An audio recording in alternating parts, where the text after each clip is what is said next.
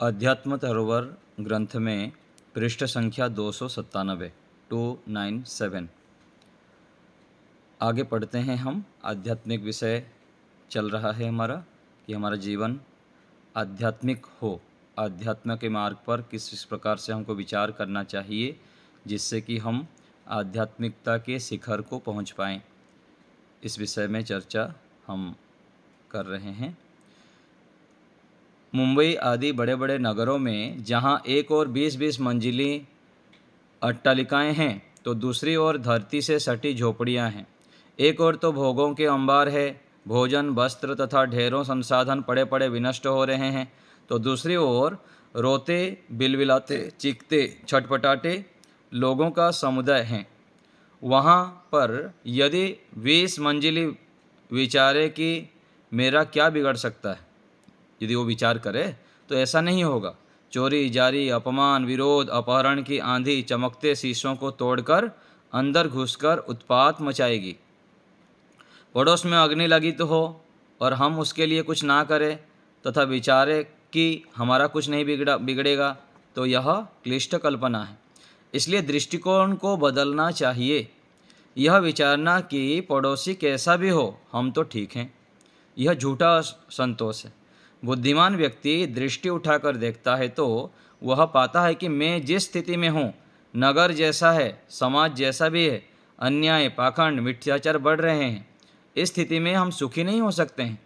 ग्राम, नगर व कहीं भी साथ साथ रहने वालों में एक भूखा है, दुखी है, तो दूसरा भी दोष का भागी होगा।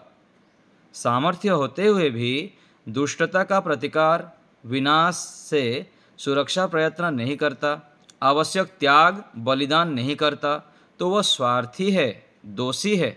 जैसे अपने लिए वैसे परिवार के लिए, तथा जैसे परिवार के लिए वैसे समाज तथा राष्ट्र एवं विश्व के लिए यथाशक्ति सहयोग, पुरुषार्थ आवश्यक है। अपने लिए जीने वाले मनुष्यों और पशुओं में कोई विशेषता नहीं मानी जाती। तो देखिए हमको कैसे सोचना है।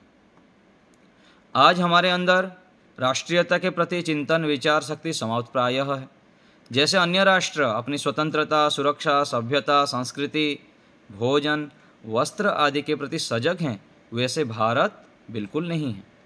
धर्म ज्ञान का केंद्र होकर सर्वथा अचेत हैं, सोए हुए हैं। जहाँ अन्य देशों में वहाँ के नागरिकों का शवदाह नहीं होता,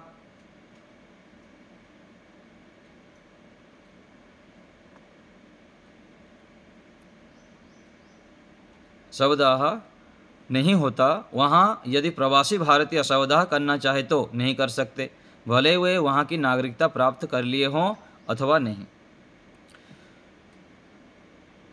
कथा, कीर्तन, होली, दिवाली, गरबा, दुर्गा दशमी आदि पर्व त्योहार तथा हवन, वैदिक मंत्र गायन आदि सार्वजनिक रूप में संपन्न करना चाहे तो नहीं कर सकते हैं। फिर भी मात्र थोड़ी सी भौतिक सुख सुविधा के लिए विदेशों में बेसुध पड़े हैं, पराधीनता का जीवन जी रहे हैं। दूसरी ओर वही विदेशी विधर्मी हजारों किमी दूर से आकर इस भारतवर्ष में स्वच्छंद जीवन जी रहे हैं, अपना प्रचार प्रसार करते जा रहे हैं। शिविर, सेमिनार, पत्रिका आदि के माध्यम से जहाँ कुलीनों, बुद्धिजीवियों को अपनी ओर आकर्षित कर रहे हैं, वहाँ सेवा, सहायता, शिक्षा आदि के नाम पर भोले, विवश तथा दलित भारतीयों का धर्मांतरण कर रहे हैं, उन्हें स्वदेश द्रोही के रूप में खड़े करते जा रहे हैं। कहीं शिक्षा के नाम पर युवा पीढ़ियों का सर्वस्व लूट रहे हैं, तो कहीं विकास और व्यापार के नाम पर देश को ऋणी बनाकर आर्थिक रूप से निचोड़ रहे हैं।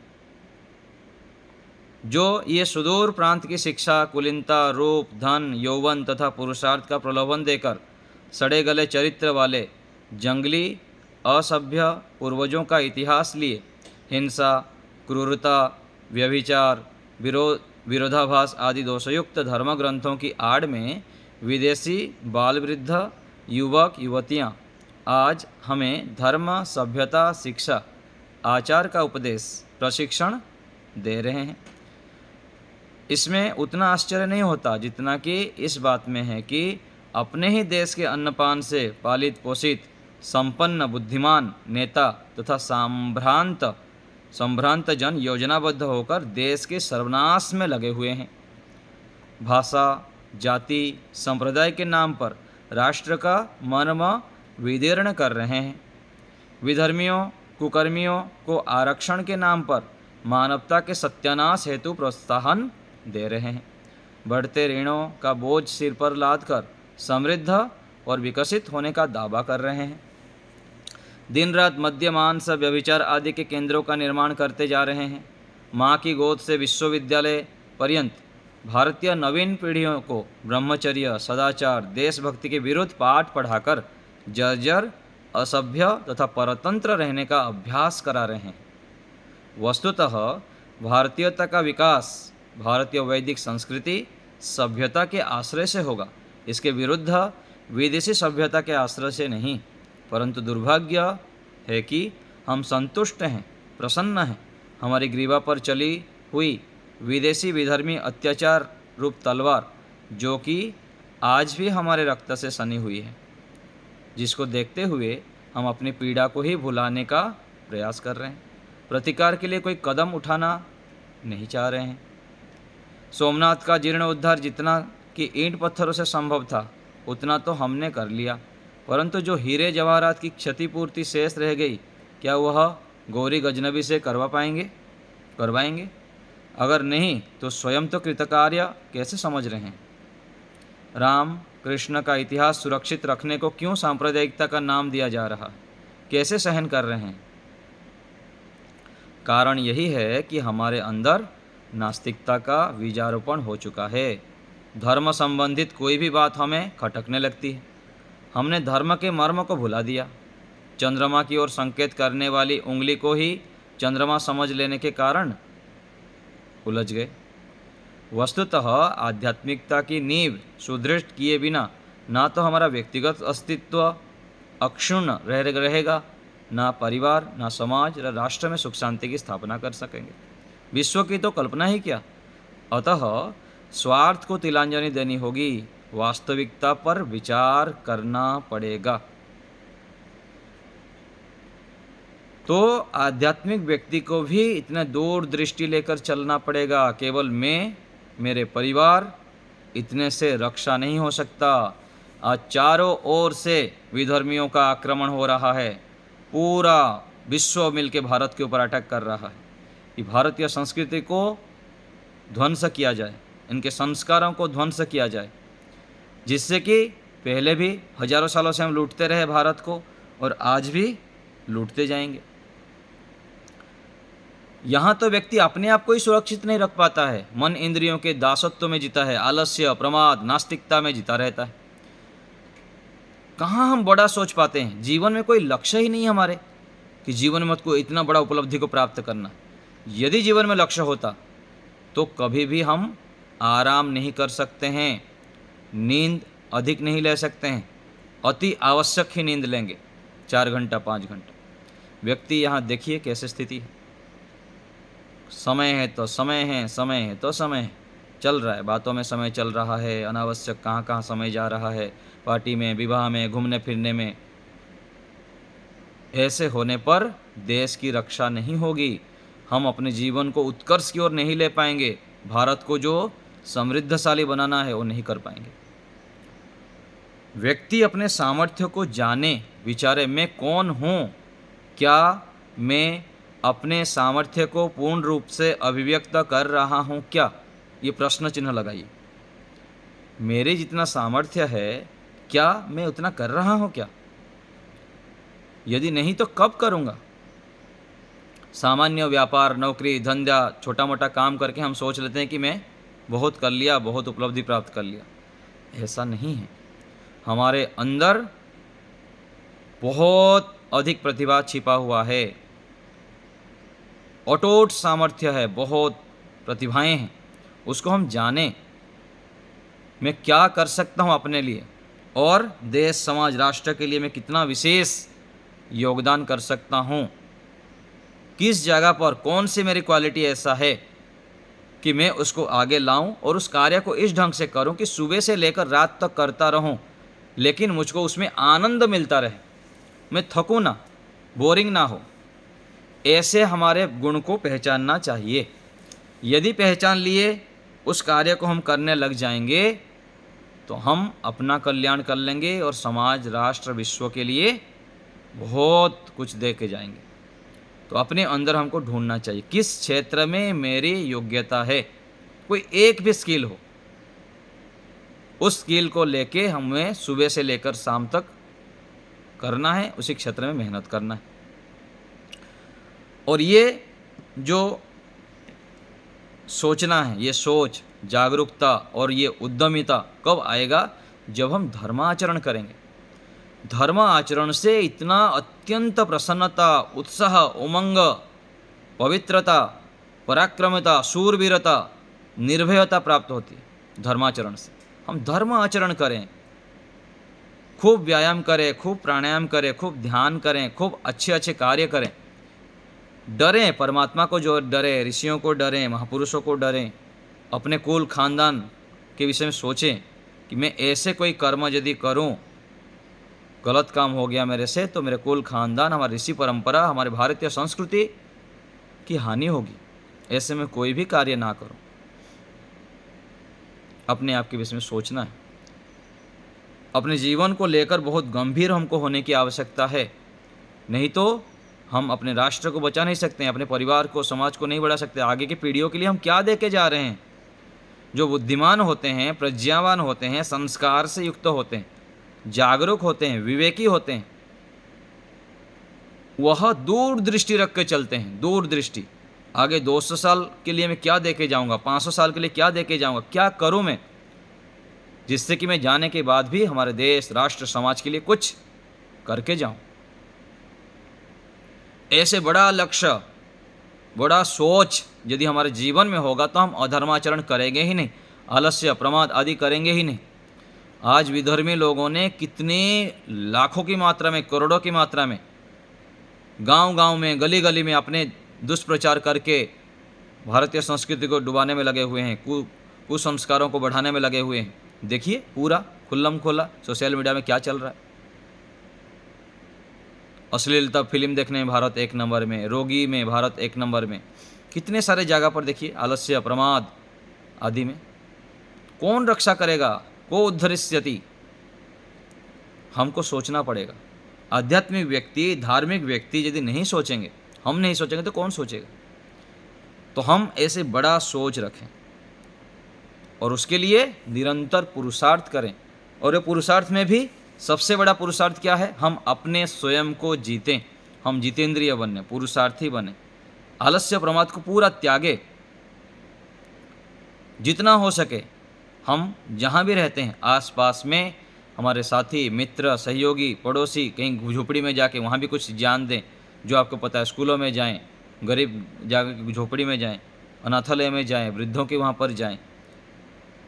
सेवा की भावना बहुत आवश्यक है। सेवा धर्मः परम गहन योगिनाम अप्यगम्य। कि सेवा जो गुण है, इसका इतनी महिमा है कि योगियों ने भी इसका ये नहीं जान पाए। कितना जल्दी व्यक्ति सेवा कार्य करते अपने जीवन को महान बना देता है, श्रेष्ठ बना देता है। तो हम सेवा करें। घर में हैं तो माता पिता जो भी हमारे आसपास है सबकी सेवा करें, सबको देने की स्वभाव बनाएं। धर्म आचरण करें। धर्म आचरण करेंगे, न्याय आचरण करेंगे, वेदानुकूल आचरण करेंगे तो हमारे जीवन में उत्साह, उमंग, स्वस्थता, बिल्कुल हम शारीरिक रोग से भी पीड़ित नहीं होंगे और मानसिक रोग से भी पीड़ित नहीं होंगे। इतना हम अच्छे हो जाएंगे, इतना आनंद आएगा, जीवन उत्सव बन जाएगा। हम धर्म आचरण करें और पूरा विश्व के लिए सोचें। आगे देखते हैं। किसी संपन्न घर में यदि 3 बालक हैं तो उन पर मालिक 15,000 भी व्यय कर सकते हैं, परंतु सामाजिक राष्ट्रीय सहयोग के लिए उनसे कोई प्रार्थना करे कि 100 रुपया देने को भी तैयार नहीं होते हैं। मैं आपको पीछे ही बताया था, हमारे घर में बेटा बेटी के लिए, हमारे स्वयं के लिए हम कितने हज़ारों रुपये की गाड़ी खरीद लेते हैं, मोबाइल खरीद लेते हैं, वस्त्र खरीद लेते हैं, घर के लिए लाखों रुपए का सामान खरीद लेते हैं। लेकिन समाज, राष्ट्र के लिए क्या सोचते हैं? गुरुकुलों के लिए, साधु सन्यासी विद्वानों के लिए और गौशाला के लिए, अनाथालयों के लिए, पक्षी घर के लिए कितना हम सोचते हैं? निरीक्षण करने योग्य। जो करते हैं वो धन्यवाद की पात्र हैं, और जो नहीं करते हैं उनको विचार करने योग्य है। मैं अपने लिए, परिवार के लिए कितना खर्चा करता हूँ और समाज के लिए कितना निकालता हूँ, तो ये विचार करने योग्य है। यदि विचार करेंगे नहीं समय रहते हुए तो फिर देर हो जाएगा। विवाह में, सहभोज में, उत्सवों में, सैर सपाटों में, पिकनिकों में लाखों व्यय करने को तैयार रहते हैं, परंतु किसी प्रतिभाशाली, ब्रह्मचारी, सदाचारी विद्यार्थी को अध्ययन, अनुसंधान आदि के लिए 1 रुपये का भी सहयोग देने से घबराते हैं। कौड़ी देने में भी किचकिच करते हैं। जिनके घरों में 3-3 सेवक थे, सुविधा संपन्न थे, परंतु घर को छोड़कर पारिवारिक संबंधों से दूर होकर वेदादि शास्त्रों का अध्ययन करने आए हैं, तो उन्हें पूछने वाला कोई नहीं।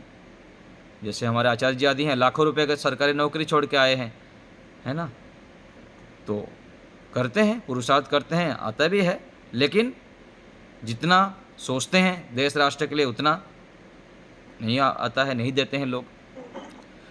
तो हमको ऐसे सोचना चाहिए कि बड़े बड़े घर संपन्न व्यक्ति भी घर छोड़ के आ जाते हैं पढ़ने के लिए, उनकी व्यवस्था होनी चाहिए। सूखी रोटी, दाल पानी पर ही उन्हें निर्भर रहना पड़ता है, इनके लिए भी सोचना चाहिए। एतदर्थ अपनी किच किच की प्रवृत्तियों को हटाना पड़ेगा।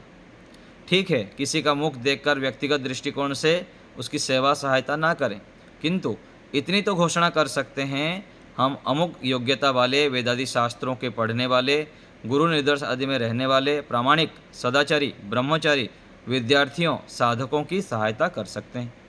जो कोई अपने को इसके योग्य समझता हो, निवेदन करें। ऐसी नियम पूर्वक घोषणा की जा सकती है। जिसकी योग्यता सामर्थ्य होगी वो निवेदन करेगा, प्रतियोगी के रूप में सुविधा प्राप्त कर सकेगा, किंतु ना तो नियमित घोषणा करते हैं, ना ही सहयोग करते हैं। बस दिन रात अवतार की प्रतीक्षा करते रहते हैं। कैसे आदर्श का निर्माण हो जाएगा, कैसे भगवान श्री कृष्ण इसे अवतार ले लिए, ऐसे ही कोई आएगा, देश राष्ट्र का रक्षा करेगा, हमारे परिवार को, समाज को, संस्कारों को रक्षा कर लेगा, ऐसे सोचते हैं हम। कोई अवतार तो लेंगे नहीं, गुरुकुलों में तैयार होंगे ऐसे महापुरुष, और कहीं से होने वाले नहीं हैं। स्कूलों में आज स्थिति जो हम देख रहे हैं सारे जगह पर, तो जहाँ पर आपको संभावना दिखते हैं, जहाँ पर आपको योग्य लगते हैं, वहाँ पर हमको सहयोग अवश्य ही करना चाहिए।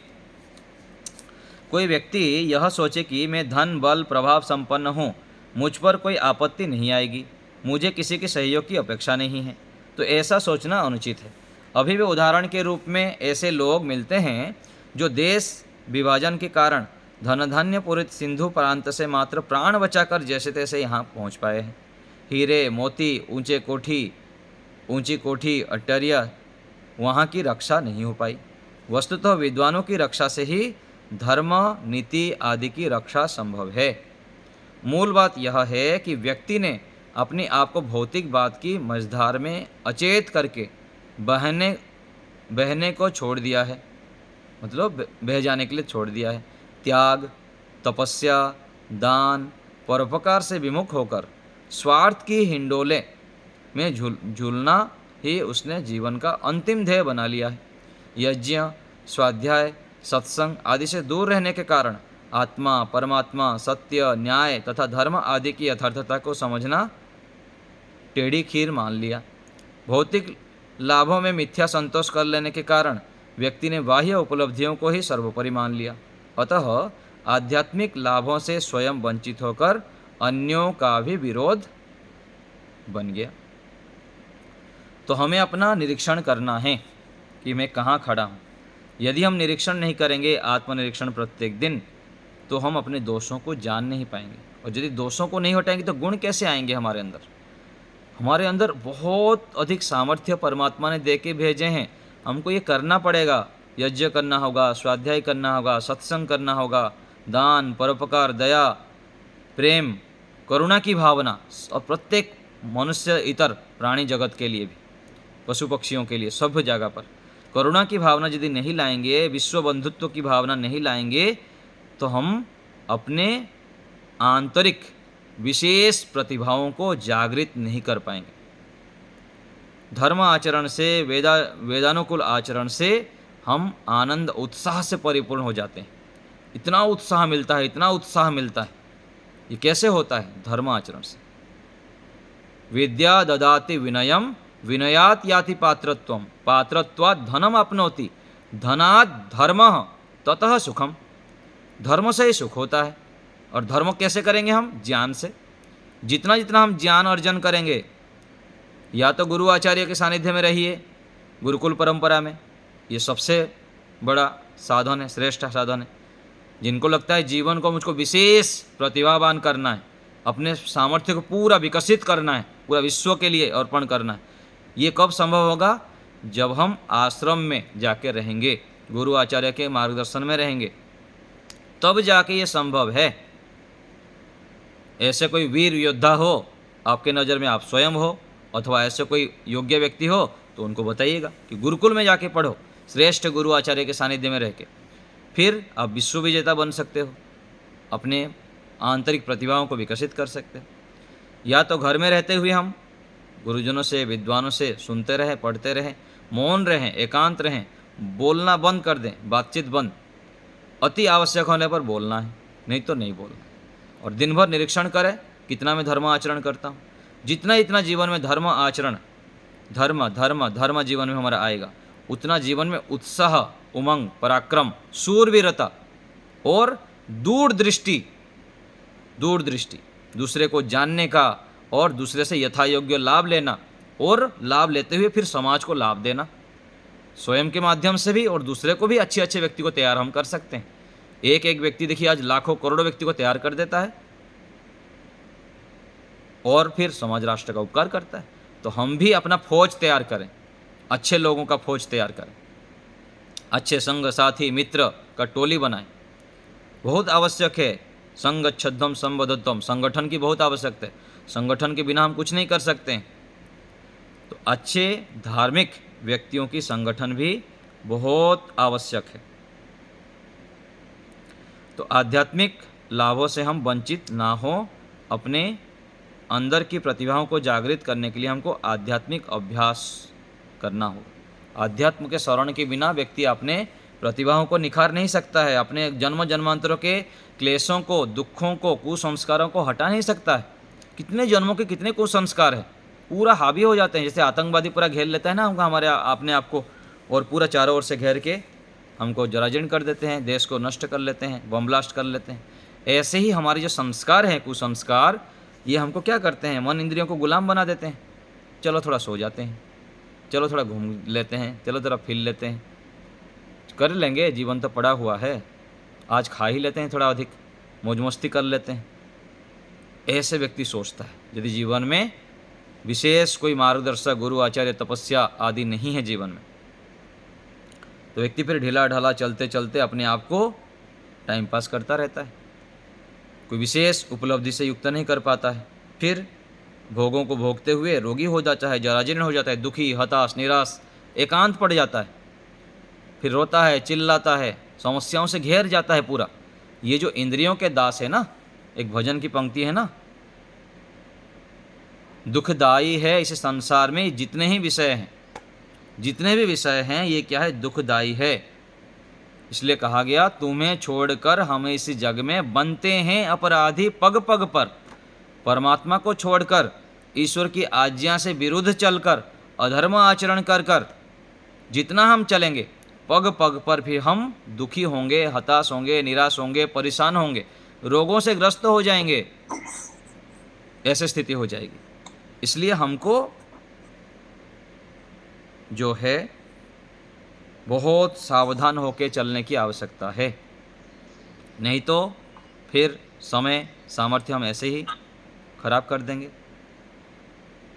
तो ऋषि हमसे यही चाहते हैं, महापुरुष हमसे ऐसे चाहते हैं कि हम बहुत आगे बढ़ें, आगे बढ़ें। ईश्वर भी हमारे लिए ऐसे ही चाहते हैं कि मेरी संतान जो है बहुत आगे बढ़े। जैसे माता पिता हमारे लिए चाहते हैं ना कि मेरे संतान जो है बहुत आगे बढ़े, बहुत सुखी हो, ऐसे ईश्वर भी हमारे लिए चाहते हैं। इसलिए तो देखिए कितने अच्छे अच्छे वेद ज्ञान दिए, इतने सारे शास्त्र दिए हैं, इतने श्रेष्ठ विद्वान, सन्यासी, ऋषि हमको दिए हैं कि हमको सदा हाथ पकड़ के आगे ले जाते हैं, मार्गदर्शन देते हैं।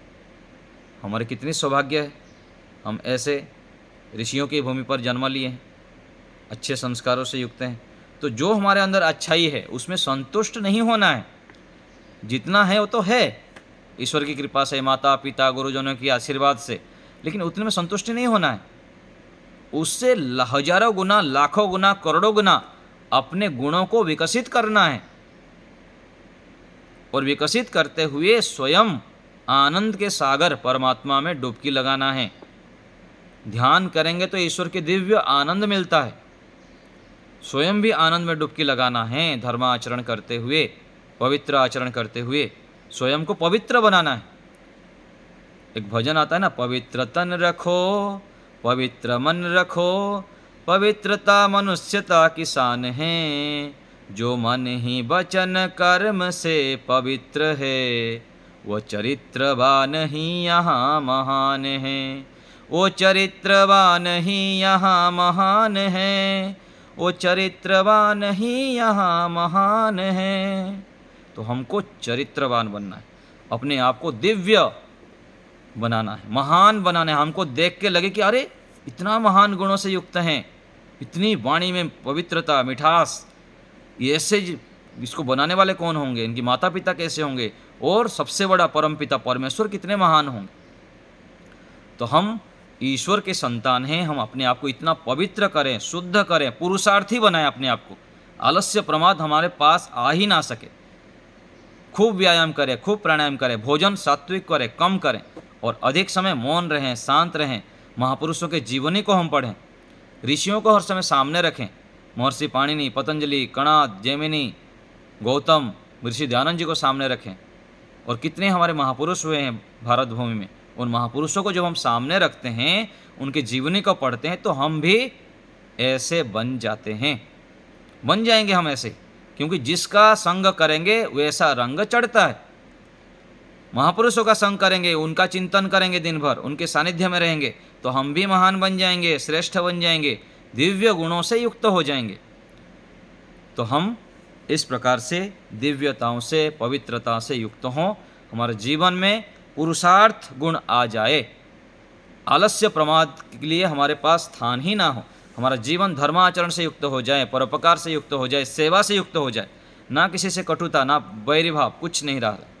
कोई हमारे साथ गलत व्यवहार किया तो वो करता रहे, हमको नहीं करना है, क्योंकि जिसके पास जो होता है वो देता है।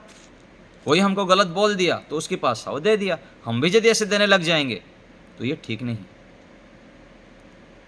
सठे साठ्यम चमाचारात ये अलग क्षेत्र है, आध्यात्मिक व्यक्ति के लिए ये जरूरत नहीं। हाँ, अपने ओर से बलवान रहेंगे, कोई हमको अधिक तड़पाएगा, करेगा, तो अंतिम स्थिति वो 1%। अधिकतर हम प्रेम से, वात्सल्य से, हम अपने अच्छे गुणों से, दिव्य गुणों से, ईश्वरीय गुणों से हम दूसरे को परिवर्तन पूर्ण रूप से कर सकते हैं। ये जो सठे साठ्यम समाचरित वाले बात है, ये सब मूर्खता है। ये तो अति अंतिम स्थिति में अपने अपने व्यक्तियों के बीच में क्या ये सब करना। अपने सब भाई बहन हैं, सब हमारे आत्माएं, हम अपने ही व्यक्ति हैं।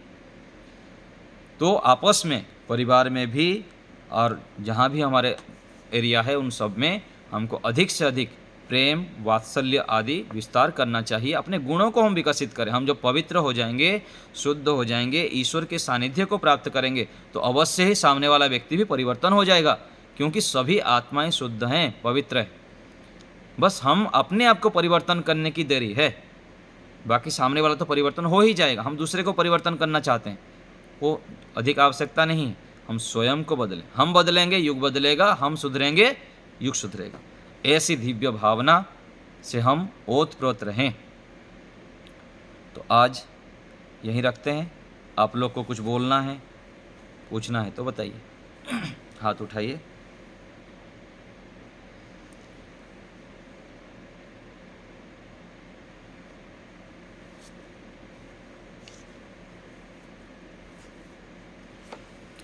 ठीक है, तो